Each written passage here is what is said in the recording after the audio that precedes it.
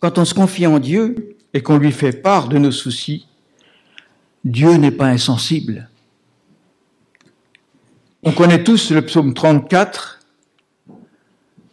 les versets 18 et 19. « Lorsque les hommes justes lancent leurs cris vers lui, l'Éternel les entend. Aussi, il les arrache à toute leur détresse, car l'Éternel est proche de ceux qui ont le cœur brisé.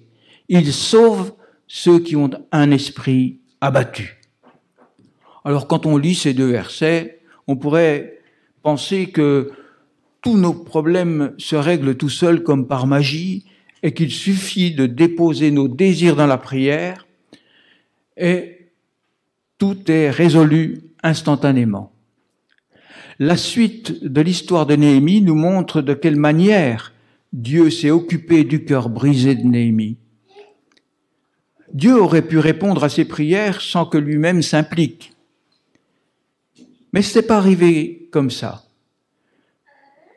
Dieu a ouvert les portes à Néhémie pour qu'il ne subisse plus les événements, mais pour qu'au contraire, il devienne acteur, il devienne actif. Alors on ne va pas lire tout le texte, mais si on le résume, on voit que Dieu a pris en main toute la situation. Il a tout d'abord bien disposé le cœur du roi Artaxerxès, qui a donné toute liberté d'action à Néhémie, qui a pu lui-même aller jusqu'en Judée et constater la détresse de Jérusalem, non plus en entendre parler, mais la voir de ses propres yeux. Et là, il a pu fédérer les bonnes volontés pour restaurer la muraille de la ville. Alors il y a des textes peut-être qu'on ne privilégie pas dans la Bible, qu'on lit une fois sans trop les approfondir. Je crois que le chapitre 3 de Néhémie, qui nous donne une liste longue de ceux qui ont construit la muraille de Jérusalem, peut faire partie de ces textes. Il est vrai que lorsqu'on l'a lu une fois et qu'on a compris que malgré l'adversité, les murs de Jérusalem ont été édifiés par toute une équipe de volontaires, on est tenté de ne pas s'attarder sur ce texte et on préfère passer au récit des guerres de David ou directement même passer au Nouveau Testament, aux évangiles et aux actes des apôtres.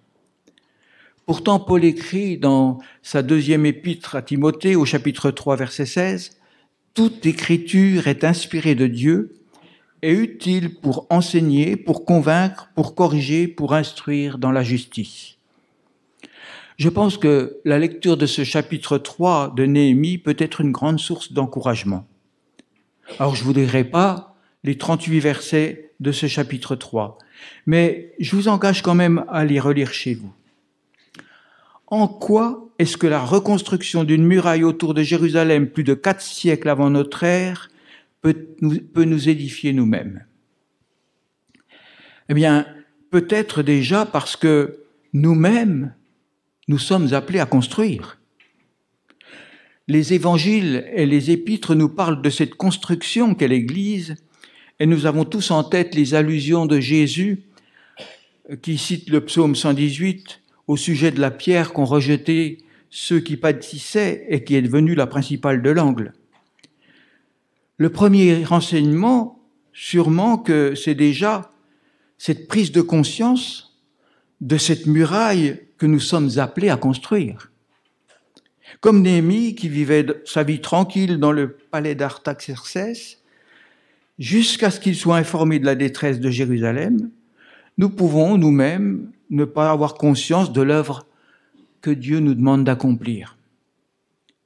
Mais après avoir été informé, Néhémie a d'abord compati, pleuré, prié, et c'est peut-être cela à quoi nous sommes appelés. Lorsque il a fait cela, eh bien, Dieu lui a mis à cœur ce qu'il devait faire. Il n'a jamais été question pour les Juifs de construire une nouvelle ville dans un lieu qui leur serait moins hostile. un lieu que leurs ennemis ne leur contesteraient pas. Eh bien, nous aussi, nous sommes appelés à construire sur un fondement qui a déjà été établi une fois pour toutes. Nous pouvons lire ce que dit Paul dans la première épître aux Corinthiens, chapitre 3, les versets 9 à 11. « Car nous travaillons ensemble au service de Dieu, et vous, vous êtes le champ qu'il cultive, ou encore vous êtes l'édifice qu'il construit. Conformément à la mission que Dieu, dans sa grâce, m'a confiée, j'ai posé chez vous le fondement comme un sage architecte. À présent, quelqu'un d'autre bâtit sur ce fondement, mais que chacun prenne garde à la manière dont il bâtit. Pour ce qui est du fondement, nul ne peut en poser un autre que celui qui est déjà en place, c'est-à-dire Jésus-Christ. »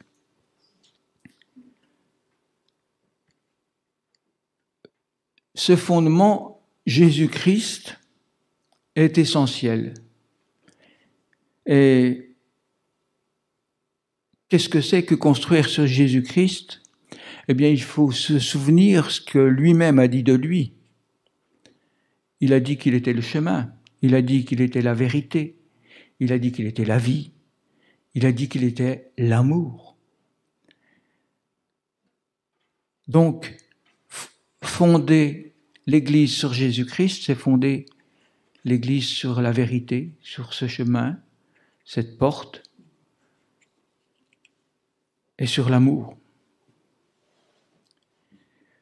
Ce chapitre 3 de Néhémie que j'évoquais, si on le lit, on constate que certains volontaires ont construit une grande portion de la muraille, alors que d'autres n'ont fait qu'une toute petite partie de l'ouvrage. Mais ce matin, ce n'est pas du quantitatif dont je voudrais vous parler. Je voudrais parler des personnes qui se sont impliquées, parce que c'est bien là l'essentiel. Le premier point qui m'interpelle dans ce texte, c'est l'énumération des métiers et des personnes qui se sont mises à l'ouvrage. Quand vous lisez le texte, vous voyez qu'il y avait des orfèvres, des parfumeurs, des gardiens, des marchands, des lévites, même des sacrificateurs et même des chefs de district. Aucun métier du bâtiment n'est mentionné. Mais où sont les maçons? Où sont les charpentiers? Où sont les tailleurs de pierre? Difficile de croire qu'il n'y en avait pas dans tout ce peuple qui est revenu d'exil. Alors peut-être qu'ils étaient occupés à construire leur propre maison. Après tout, c'est légitime de construire un abri à sa famille avant de s'occuper de la communauté. Pourtant, les familles qui construisaient un abri en dehors de la muraille qui entourait la ville prenaient un gros risque. Une belle demeure hors des murailles serait forcément la proie de l'ennemi. On constate de nombreux exemples dans la Bible où Dieu a utilisé la bonne volonté de certains, la bonne disposition de leur cœur, pour pallier à la défection d'une personne qui aurait semblé plus habilitée à faire cette œuvre. Alors on peut voir par exemple que c'est le cas de David. David, ce n'était qu'un adolescent, un berger, et il est parti affronter Goliath avec une fronde, alors qu'il y avait un roi, Saül, qui avait une armure, une épée, un bouclier, et qui nous dit, les textes bibliques, dépassait Israël de toute une tête. Mais Saül, quand il a entendu Goliath mépriser l'Éternel, il est resté dans sa tente. David, lui, est allé au combat. On pourrait citer des tas d'autres cas dans la Bible. La jeune Jaël, Yaël qui s'est chargé de tuer Sisera, le chef des ennemis, ou Gédéon, le plus petit de sa famille, qui a lutté contre les Madianites. Et il y a bien d'autres exemples encore. C'est sûr que ça peut être aussi le cas dans nos églises, où certains ont reçu des talents particuliers, mais comme ils ne les utilisent pas, eh bien, Dieu utilise d'autres bonnes volontés pour le servir, pour accomplir son œuvre. Dieu n'oblige jamais personne, mais en tout cas, la bénédiction de l'Éternel est sur ceux qui le servent. Peut-être que certains ont plus de talent que nous pour accomplir l'œuvre de Dieu, mais n'attendons pas que les autres se lèvent pour accomplir la tâche que Dieu met devant nous. Quand Dieu appelle, il donne aussi les moyens d'accomplir ce qu'il demande. Quand nous lisons ce chapitre 3, où il y a des noms des fois bien compliqués à lire, eh bien, quand on arrive au verset 28, on voit « Au-dessus de la porte des chevaux, les sacrificateurs travaillèrent chacun devant sa maison. » Or, il ne s'agit pas pour les sacrificateurs de construire leur maison, mais de construire une protection devant leur maison. Quel enseignement tirer de cela? Pour illustrer cela, je voudrais vous citer un contre-exemple qui se trouve dans la Bible, dans le premier livre de Samuel. Élie, qui lui aussi était sacrificateur, comme ces sacrificateurs qui construisaient la muraille devant leur maison, apprend que ses fils, sacrificateurs aussi, puisque c'était un sacerdoce qui était transmis de père en fils, eh bien, ses fils volent des offrandes et se conduisent mal avec les femmes qui viennent vers le tabernacle. Malgré les avertissements que Dieu lui donne, Élie ne sanctionne pas ses fils pour les remettre dans la bonne voie, ou au moins pour les empêcher d'accomplir ce mauvais service. C'est toute la maison d'Élie qui en subit les conséquences. Un messager de Dieu vient donner ce verdict à Élie. On lit dans 1 Samuel 2, versets 29 et 30, « Pourquoi, ce messager dit donc, s'adresse à Élie, pourquoi honores-tu tes fils plus que moi, en vous engraissant des meilleurs morceaux des sacrifices que mon peuple d'Israël vient m'offrir? Puisqu'il en est ainsi, voici ce que moi, l'Éternel, le Dieu d'Israël, je déclare. J'avais promis à ta famille et à celle de tes ancêtres que vous seriez toujours chargés du service devant moi. Mais à présent, moi, l'Éternel, je le déclare, c'est fini. » Les fils d'Élie ne craignent pas de s'octroyer ce qui est offert à Dieu. Ils n'ont pas pris conscience de l'importance du sacerdoce qui leur était donné. Élie, lui, n'a pas assumé son rôle de père et n'a pas eu l'autorité nécessaire pour protéger sa famille, sa maison. Il n'a pas construit ce qui aurait pu protéger sa maison. Il n'a pas construit la muraille devant sa maison. Pourtant, il connaissait ce que dit le livre du Deutéronome, chapitre 6, versets 5 à 7. « Tu aimeras l'Éternel ton Dieu de tout ton cœur, de toute ton âme et de toute ta force. Que ces commandements que je te donne aujourd'hui restent gravés dans ton cœur. Tu les inculqueras à tes enfants et tu en parleras chez toi dans ta maison et quand tu marcheras sur la route, quand tu te coucheras et quand tu te lèveras. » Notre première responsabilité, c'est notre famille. Nous devons être des exemples, enseigner et mettre en garde ceux qui nous sont confiés. Nous devons construire la muraille en face de notre maison.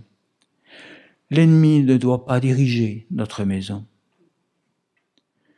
On lit dans la suite de ce chapitre, au verset 30, la deuxième partie du verset 30, « Meshulam, fils de Berekia, travailla vis-à-vis de sa chambre. » Vis-à-vis de sa chambre. Qu'est-ce que ça peut représenter pour nous, construire en face de notre chambre? Là aussi, c'est par un contre-exemple que je vais tenter de l'expliquer. On lit dans le 2e livre de Samuel que David était dans une certaine oisiveté alors que son armée était partie avec Joab pour combattre les Ammonites. C'est le texte de 2 Samuel 11, versets 1 à 4. Au printemps suivant, à l'époque où les rois ont coutume de partir en guerre, David envoya Joab et ses officiers en campagne à la tête de toute l'armée d'Israël. Ils ravagèrent le pays des Ammonites et mirent le siège devant Rabat, leur capitale. David était resté à Jérusalem. Or, vers le soir, après avoir fait la sieste, David se leva, alla se promener sur le toit en terrasse de son palais. De là, il aperçut une femme qui se baignait. Cette femme était très belle. David fit demander qui elle était, et on lui dit « C'est Bathsheba, la fille d'Eliam, l'épouse d'Uri le Hittite. » David envoya les messagers la chercher.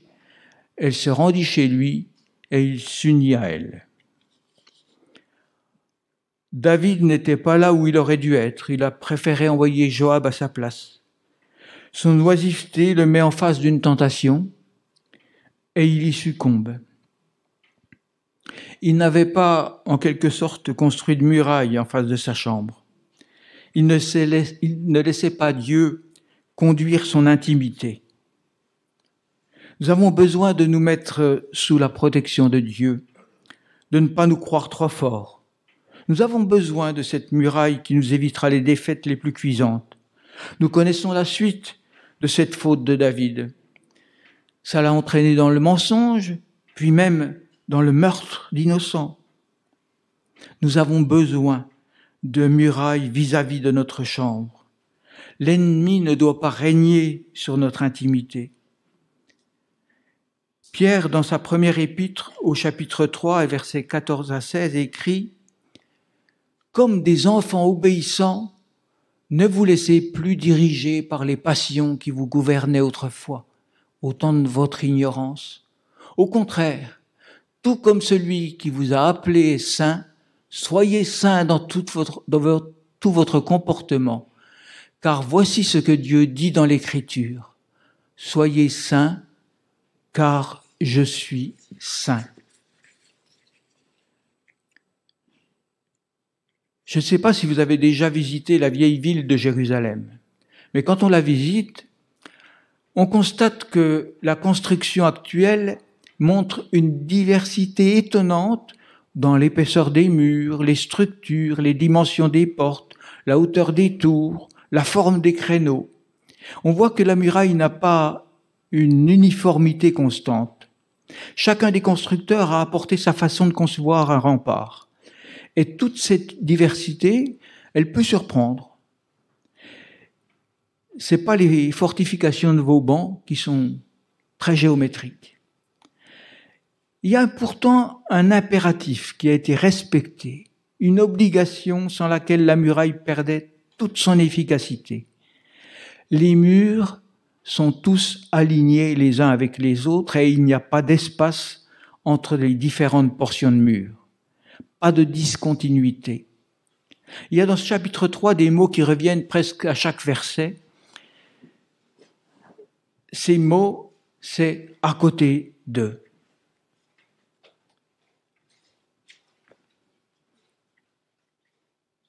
Ces mots sont vraiment essentiels parce que la muraille ne pouvait pas être efficace si elle n'entourait pas toute la ville.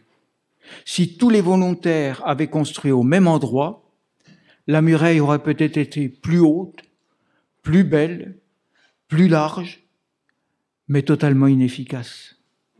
Il fallait qu'il y ait continuité dans la construction. Une interruption à un endroit pouvait donner accès à toute la ville. Nous sommes privilégiés dans le pays de Montbéliard, parce qu'il y a beaucoup d'églises. On voit même se créer des églises là où il y en a déjà. On voit aussi des chrétiens faire bien des kilomètres pour rejoindre des églises loin de chez eux. De toute façon, l'essentiel, c'est de rester unis. Dans le dans la lettre aux Éphésiens, chapitre 4, versets 3 à 6, Paul écrit « Efforcez-vous de conserver l'unité que donne l'Esprit, dans la paix qui vous lie les uns aux autres. Il y a un seul corps et un seul esprit. De même, Dieu vous a appelé à une seule espérance lorsqu'il vous a fait venir à lui. Il y a un seul Seigneur, une seule foi, un seul baptême, un seul Dieu et Père de tous, qui règne sur tous, qui agit par tous et qui est en tous. » Nous devons rester dans le périmètre que Jésus a tracé pour son Église. Nous devons rester unis. Il faisait cette prière, Jésus, juste avant d'aller au jardin de Gethsémani, dans Jean 17, versets 20 et 21. Jésus priait Dieu en disant « Ce n'est pas seulement pour eux que je prie, c'est aussi pour ceux qui croiront en moi grâce à leur témoignage. Je te demande qu'ils soient tous un, comme toi, Père, tu es en moi, et comme moi je suis en toi, qu'ils soient un en nous, pour que le monde croie que c'est toi qui m'as envoyé. » Jésus ne prie pas pour que nous soyons tous pareils. Il prie pour que nous soyons tous unis. La muraille doit être continue, alignée, sans brèche. Mais en lisant tous chapitre 3, on constate qu'il n'y a pas que des murs. Il y a aussi des portes. Le nombre de ces portes est incertain, mais on peut distinguer au moins 8 portes. Et sur les plans qui ont été établis, on voit que ces portes sont disposées tout autour de la ville. Être protégé de l'ennemi ne veut pas dire que nous devons être enfermés sur nous-mêmes. Au contraire, l'Église ne doit pas s'enfermer, mais elle doit être ouverte de tous côtés. Les portes sont indispensables. Elles font partie de la muraille. Une Église bien structurée doit pouvoir s'ouvrir vers tous ceux qui viennent pour donner et pour recevoir. Elle doit se fermer à tous ceux qui viennent pour voler et détruire. C'est ce que Jésus dit en se donnant comme exemple à ses disciples. Vraiment, je vous l'assure, si quelqu'un n'entre pas par la porte dans l'enclos où l'on parque les brebis, mais qu'il escalade le mur à un autre endroit, c'est un voleur et un brigand. Plus loin, versets 7 à 10, vraiment, je vous l'assure, je suis la porte par où passent les brebis. Tous ceux qui sont venus avant moi étaient des voleurs et des brigands, mais les brebis ne les ont pas écoutés. C'est moi qui suis la porte. Celui qui entre par moi sera sauvé. Il pourra aller et venir librement. Il trouvera de quoi se nourrir. Le voleur vient seulement pour voler, pour tuer, pour détruire. Moi, je suis venu afin que les hommes aient la vie, une vie abondante.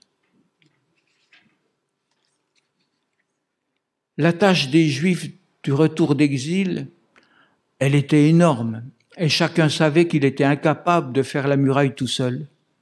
Pourtant, ce qui est important, c'est que chacun construisait en face de chez lui l'œuvre que Dieu avait préparée pour lui. Et tout en faisant cela, chacun était rassuré parce qu'il savait qu'à côté de lui, et plus loin encore, et même à l'opposé de la ville, quelqu'un d'autre construisait là où lui-même ne pouvait pas construire. Nous sommes différents les uns des autres par notre personnalité, notre éducation, parfois même par notre culture. Et nous le sommes aussi par notre fonction au sein de l'Église. Dieu ne demande pas la même œuvre à tous. Certains sont pasteurs, anciens, diacres, moniteurs, intercesseurs, porteurs d'encouragement ou de paroles de sagesse. D'autres mettent la main au ménage ou aux divers travaux. Mais il y a un point commun entre nous tous.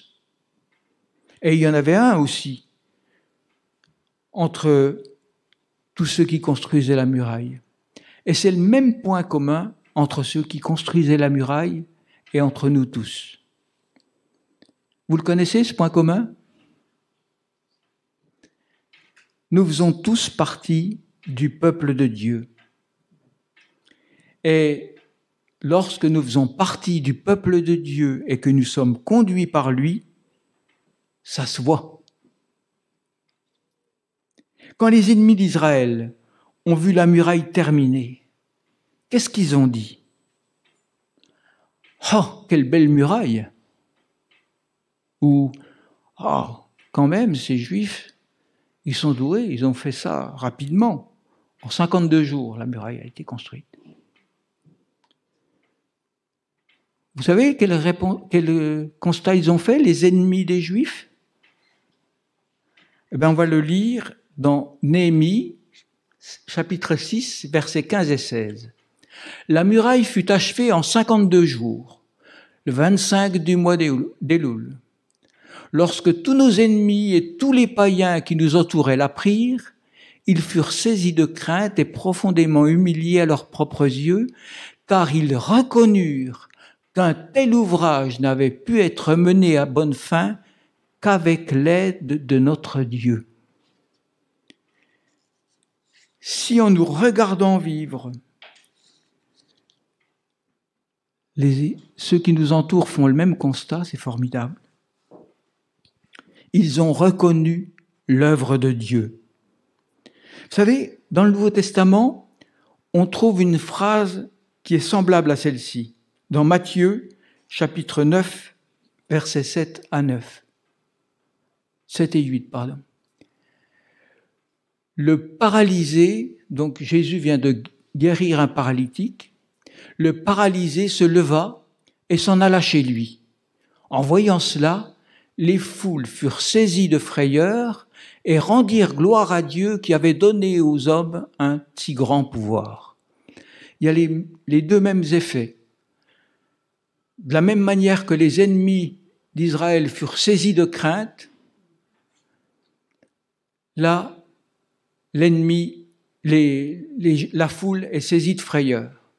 De la même manière que les ennemis d'Israël reconnaissent que l'œuvre n'a pas pu s'accomplir sans la main de Dieu, eh bien là, la foule rend gloire à Dieu qui a donné aux hommes un tel pouvoir.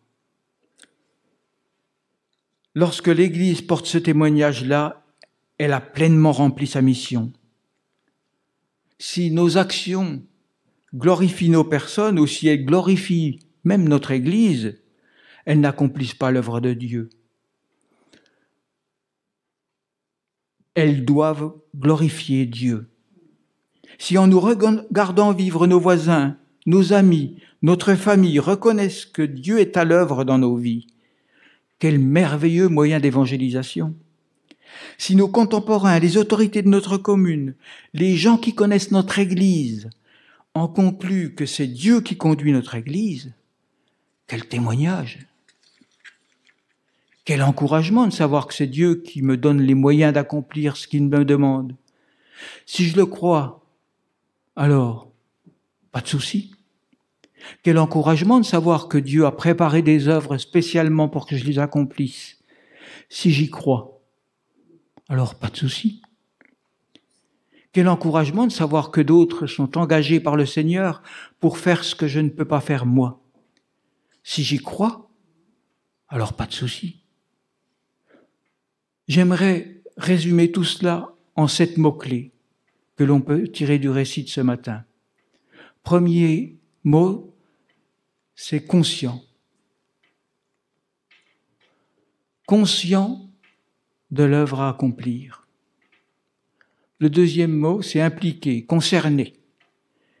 Concerné par les œuvres que Dieu a préparées pour que je les pratique. Le troisième mot, c'est ancré. Ancré sur Jésus. C'est sur Jésus que je fonde ma foi, mon espérance et mes actions.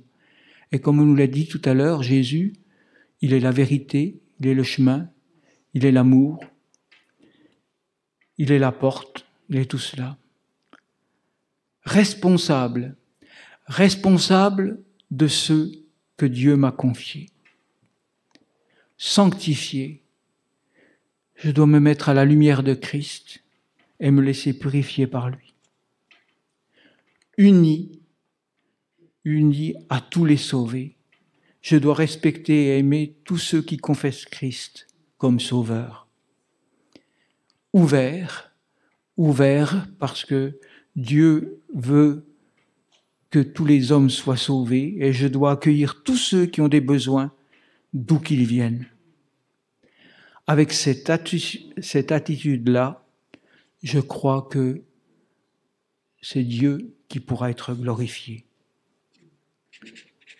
Amen.